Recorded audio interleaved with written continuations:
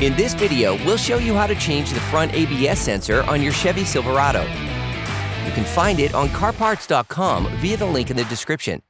For safety reasons, we strongly suggest watching our video on how to jack your Chevy Silverado safely. Now you need to remove the brake system. To do so, we recommend watching our video, How to Replace the Front Brakes Chevy Silverado.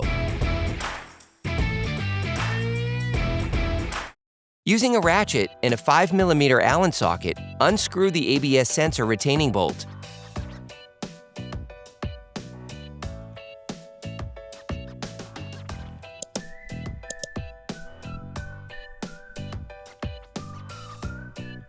Using a flathead screwdriver, pry it out of its slot.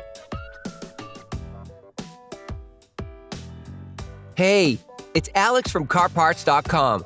For great content, our best price, and fast shipping, download the CarParts.com app now. Using a fork, unclip the entire ABS sensor cable starting from the wheel knuckle. You can also use a screwdriver to help you. Disconnect the electrical connector.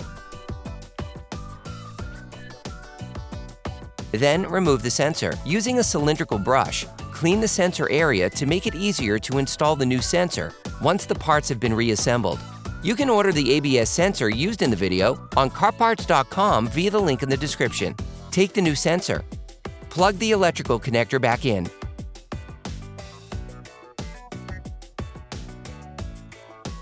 Replace the ABS sensor cable in its slots.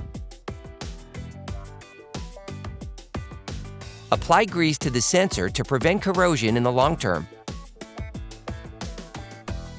Insert the sensor into its housing.